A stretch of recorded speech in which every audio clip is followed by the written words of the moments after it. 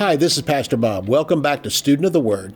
And today we're going to be opening up the subject of the grace of God, the study of the grace of God, and it'll carry over into the next broadcast too. What I want to teach you is about the importance of grace, dissect it, and help you understand it's totally God, none of you. The beauty of the grace of God, that He would love you. Let's go to the Word of God together. For more than 40 years, Bob Yandian has been an expositor of the Bible, making seemingly complicated doctrine easy to understand. Grab your Bible and study the Word of God with Bob Yandian.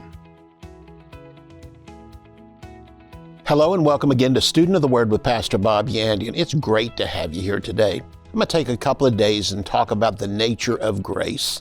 And I think this is going to be just an exciting view, just to suddenly stop and take a issue from the Word of God, a doctrine from the Word of God, and that's on grace.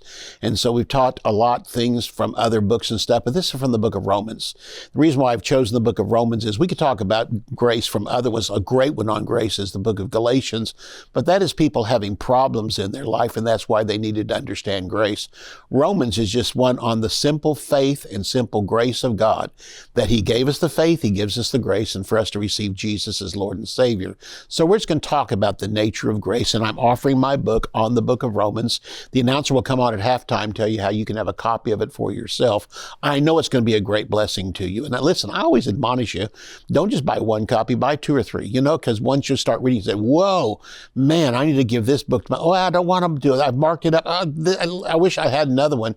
Well, that's why it's great to have them. So those free ones that you can give to somebody else freely to them, so that, again, they can grow in the things you have, and especially when you tell, man, chapter such and such is really good. So, again, they'll come on and tell you how you can have a copy of it for yourself. Romans chapter 6 and verse 14 is where we're going to begin. Here Paul says, "For sin shall not have dominion over you, for you are not under law, but under grace." Now, I want you to notice something. He didn't say you wouldn't have trouble with sin, wouldn't have occasions where you sin. He said sin will no longer have dominion over you. Listen, when you got born again, Jesus Christ ultimately has dominion over you. He gave you His salvation.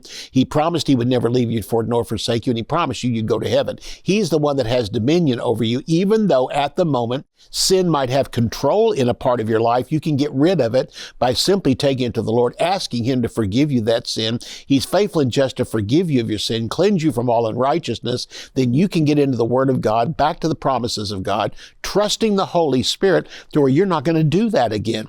Listen, this is my goal for you, and I've found it true in my life. I haven't reached it totally, but I tell you what, I look back at my life, there's going to come a day when you followed God for a long time. You're faithful to His Word, faithful to listen to the Holy Spirit, faithful to go to church, faithful to hear a man or woman that's in the pulpit over you, that's been set there by God for you. Then what can happen then is you can reach a point in your life where you actually stop one day and say, I can't remember the last time I sinned. And now that's not saying get built up in pride over the thing, because that's a sin. It's just simply thank you, God, for your Word. Thank you, God, for the Holy Spirit. Thank you, God, for your grace that brought me to this point. And now He says again, sin will not have dominion over you, for you're not under the law, but under grace. Grace never gives help or assistance to a person. Grace does everything. Grace never completes what we have begun.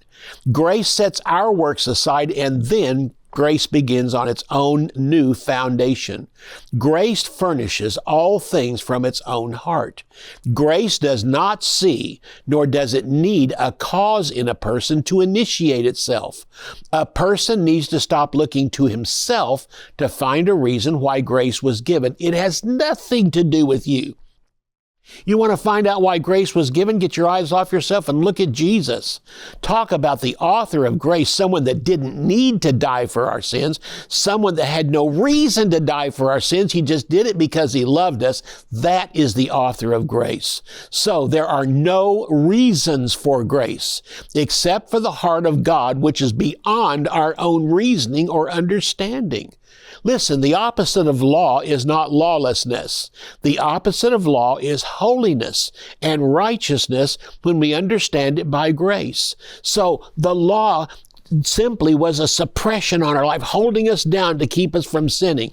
I don't need that. The day I got born again, I'm not under the law. I'm now under grace, and grace walks with us, instructs us, and when we do sin, we have an advocate with the Father. I am not minimizing sin. Sin is still unrighteousness, but we as righteous people sometimes get caught up in an unrighteous act, and we don't stop it. We go ahead and do it. Yes, we had a choice, but we chose to go ahead and do it, and afterwards we regret it. Take it to the Lord, ask Him to forgive you.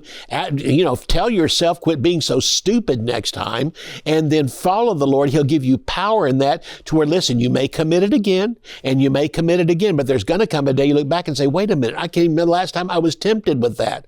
You've actually grown to the point where the temptation is put down in your life for that sin, but this goes on because, you'll always have some problem in your life, but the point of it is you're so much stronger today than you used to be. You can actually look back and say, when's the last time I was tempted to sin? When's the last time I committed sin? So the law taught man his unrighteousness before God, but there is no grace taught in the law. Grace is taught in the sacrifices. There's the law on one side, the sacrifices on the other. So the law does one thing. It teaches man he is a Savior. By coming to the Lord and looking at the 10 commandments or even more, and looking at all those commandments and say, I can keep that. And that's how I become righteous. Listen, by the deeds of the law shall no flesh be justified in His sight. Why? You say, well, I can do it. No, even if you could do it, it wouldn't work because Jesus had to go to the cross to die for you. So grace is taught in the sacrifices. Man had to turn to blood being shed to bring about remission of his sins. Again, the law taught man his unrighteousness before God. No grace is taught in the law, but grace is found in the sacrifices because the sacrifices represent Jesus Christ. The law teaches that Bob is a sinner, but the sacrifices teach that Jesus came and died for me so that I can be in Him, and He offers it in grace. The sacrifices were grace. The animals hadn't done anything wrong. There was no evil in the animals. They just stayed out there and grazed, out there in the pasture, or else, they, as an animal such as a sheep or goat, or all the way up to oxen. On the other side, you had some, that were offered before the Lord that the poor people offered, turtles, doves, and pigeons. Those were offered to the Lord, but they were not intrinsically evil. Man carries the nature of the flesh in him. But it simply said that when it comes for getting rid of the sin that you have committed, something sinless has to die so it can take its place, and that is passed on to you. But under the law, it was temporary. When a bird was offered for a poor person, or a lamb for a middle-class person, or an oxen was offered by a rich person, those sacrifices were taken before the Lord, and at the end of it, you were declared to be free from sin at that point. But didn't last long. They kept coming up, and under the law, the sacrifices had to be taught again and again and again. But even that was good. By hearing it again and again and again, it teaches you as an unbeliever, something has to die for me that's innocent. It's a type of Jesus Christ. The law does not provide salvation, but it gives a picture of what does provide it, or who does provide it. It's Jesus Christ. The gospel teaches us that man is a sinner and he needs a Savior. So here's the two parts again of the law and the sacrifices. The law teaches man that he is a Savior, and the sacrifices teach of the Savior who came for us. The law tells us we cannot keep it. No matter how hard we try, grit our teeth, pound the table, and say we'll never ever sin again, it doesn't work. Because why? Sin abides in us, in our flesh. It's still there. We need to walk by the law of the inward man, the new inward man. But you see, that only comes as we follow the Word of God, the direction of the Holy Spirit, and as we turn ourselves over to the grace of God. So the law teaches again, man is a sinner, but the sacrifices teach us that Jesus Christ is the Savior of our sins. Someone innocent had to die, and where the blood of animals occurred one time, and one time by offering that sacrifice, you're forgiven for just a moment.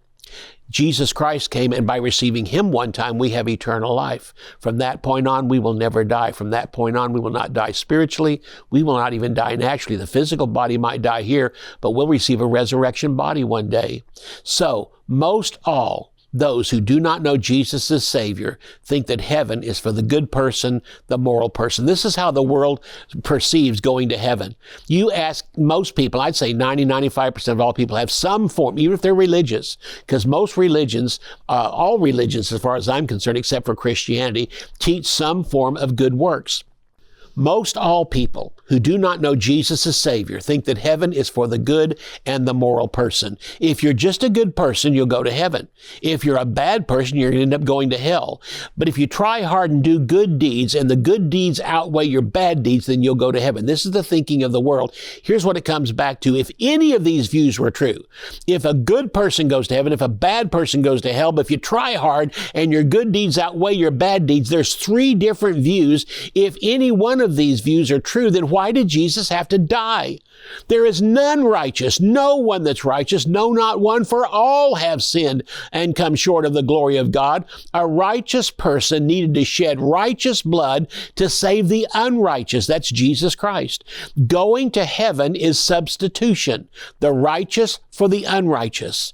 When I accept Jesus as my Savior, I accept His righteousness just as He accepted my sin. I freely receive His righteousness just as He freely accepted my sin. My righteousness is then equal to God's righteousness, and I am allowed to enter heaven. There's only one passing grade in heaven, and that's a 100. You have to receive a 100 to get into heaven. Anything else is an F.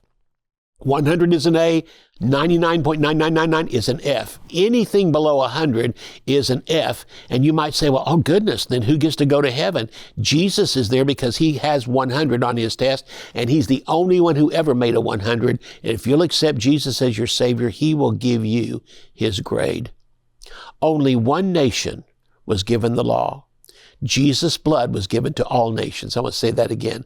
Only one nation was given the law, Israel. But Jesus' blood was given to all nations. And all nations includes our nation, includes the nation of Africa and Europe and England and all the different nations around the world.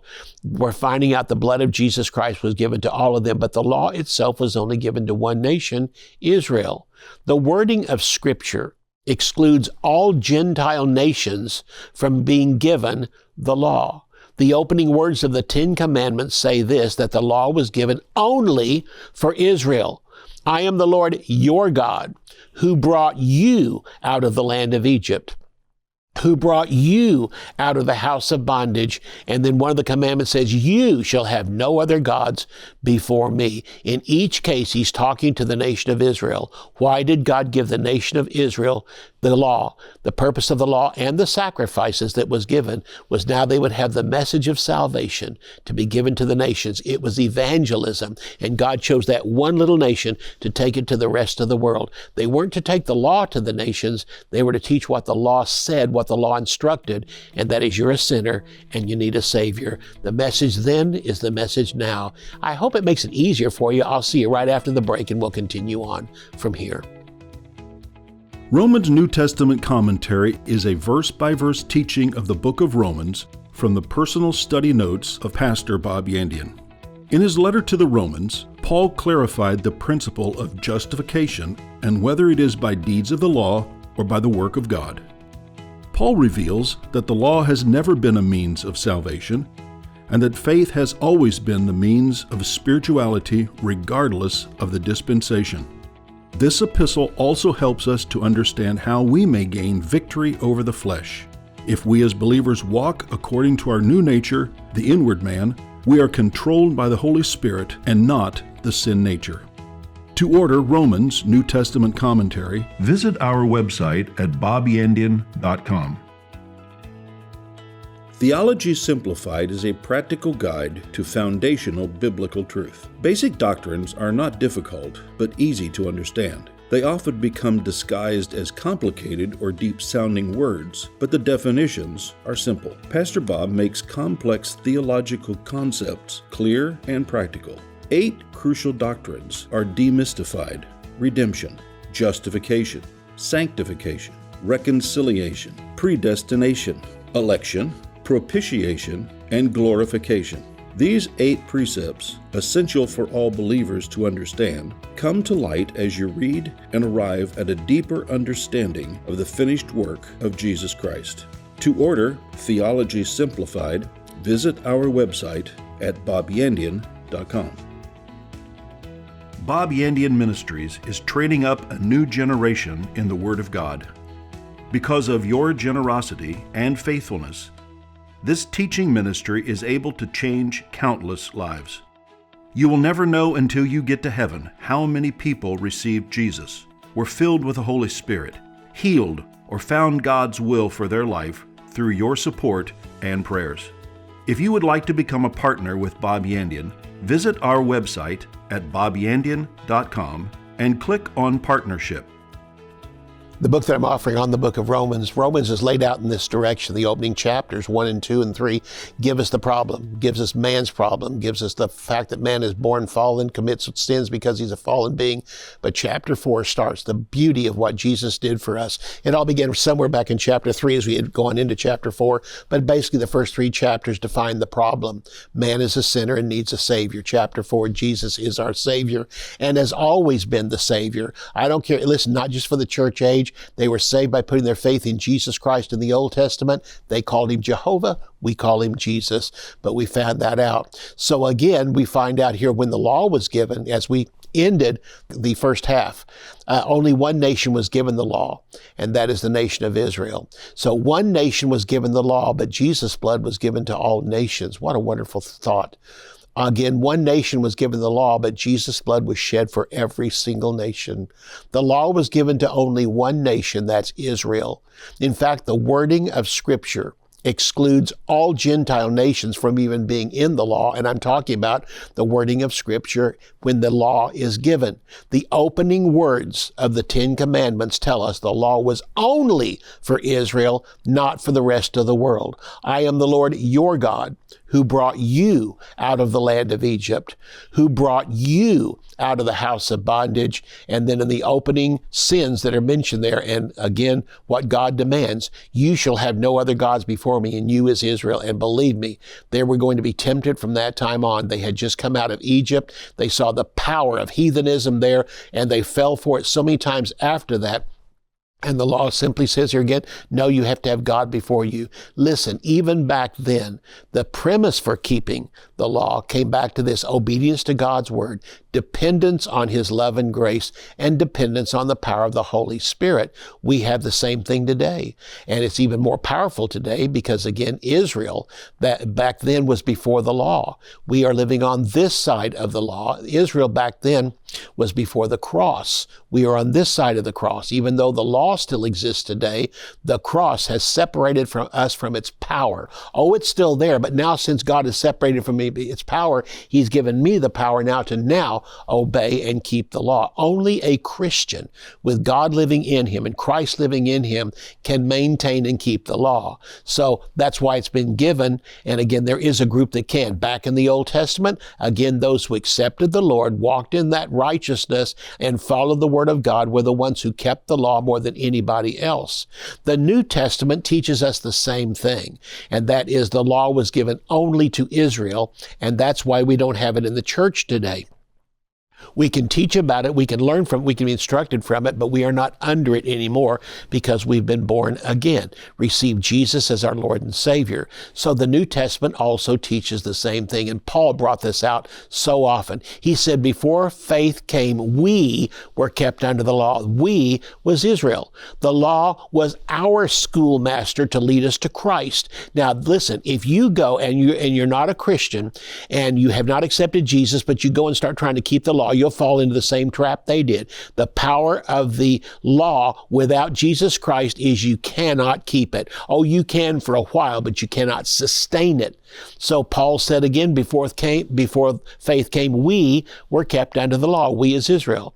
The law was our schoolmaster to lead us to Christ. He's talking about, again, here, the Jewish people and the Jewish nation that received the law. Does it happen again today if we try to keep the law for salvation? Again, it becomes our schoolmaster in the first half of it, telling us what's wrong with us, but the second part of it, the sacrifice, is telling us how we can come out of it. So to honestly keep the law today, you're still going to have sacrifices. If you try to keep it by the scriptures that are there, you have to have the sacrifices too. So again, but if you come and address it and look at it as it stands, it comes back to the same message, which is simply our message today, the gospel of Jesus Christ. You are a sinner and you need a Savior. And so the law, again, was our schoolmaster to lead us to Christ.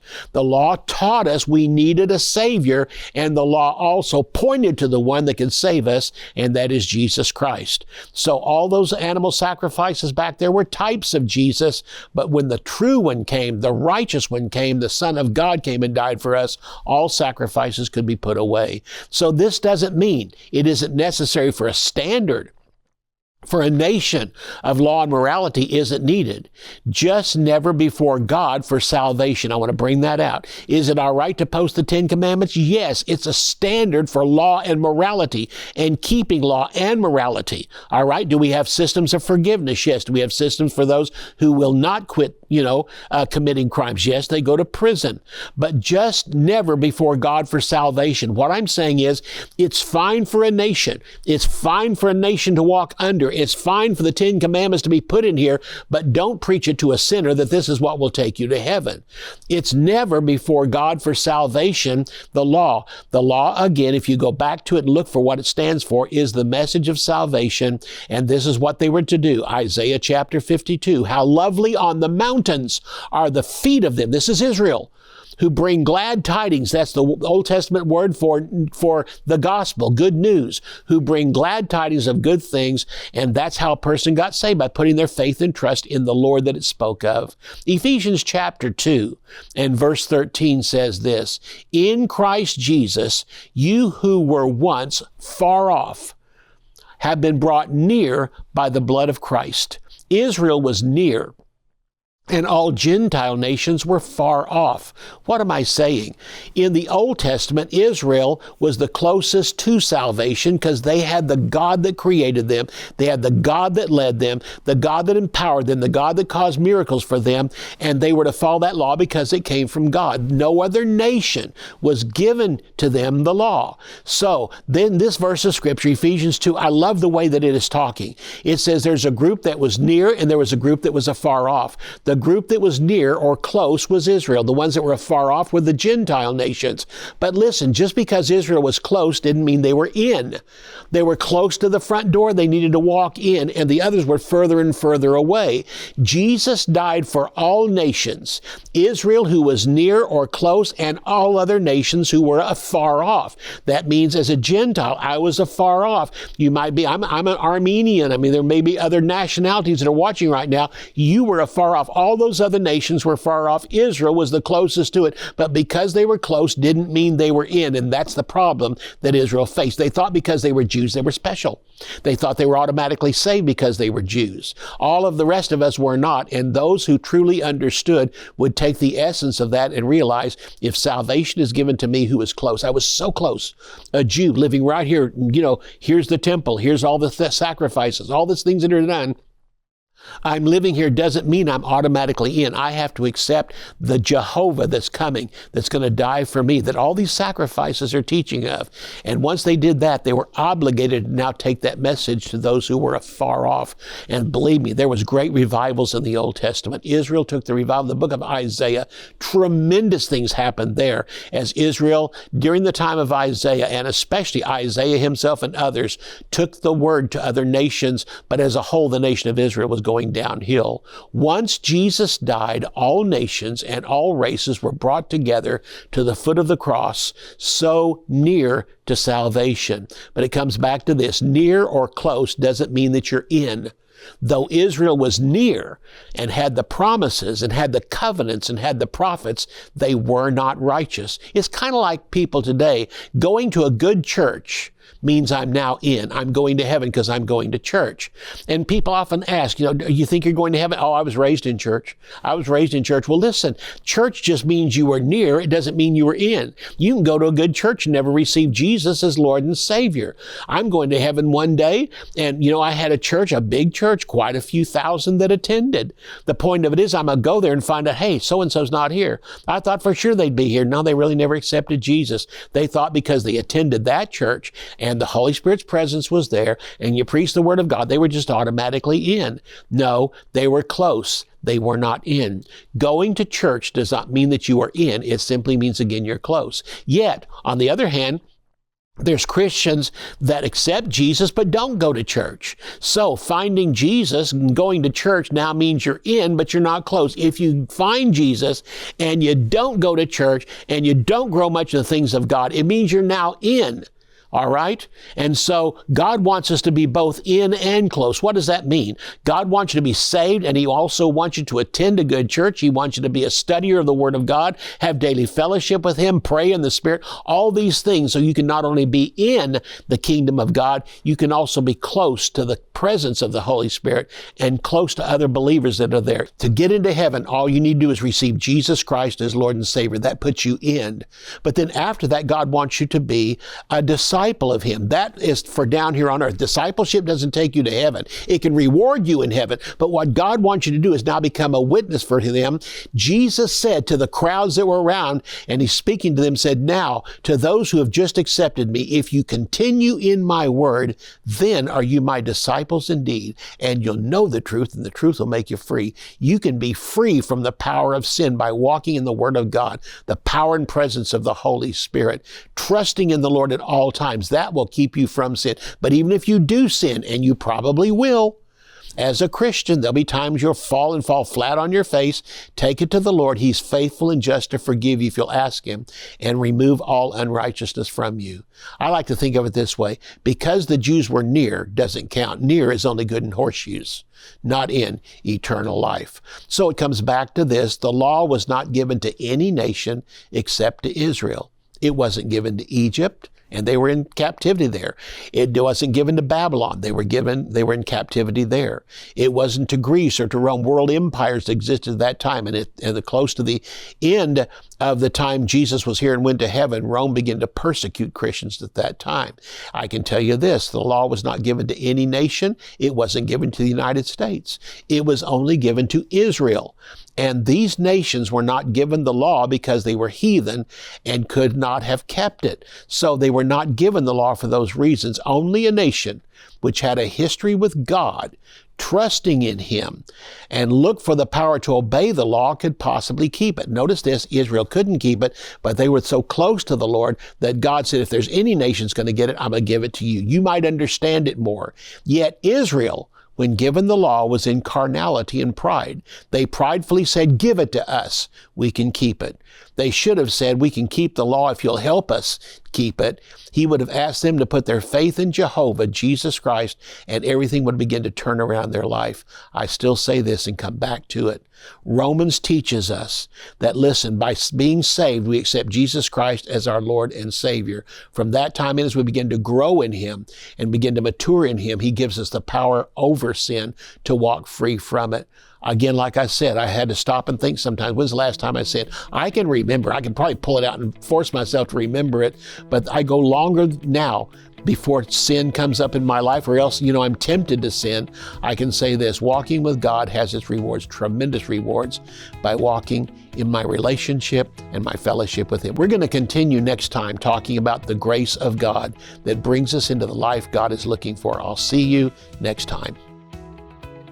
You can order resources, become a partner, or browse free articles and podcasts. You can also join our mailing list and receive weekly devotions and the latest ministry updates. Visit bobyandian.com. To contact us by mail, use the address on your screen. Thank you for watching today's broadcast. We'll see you next time on Student of the Word with Bob Yandian.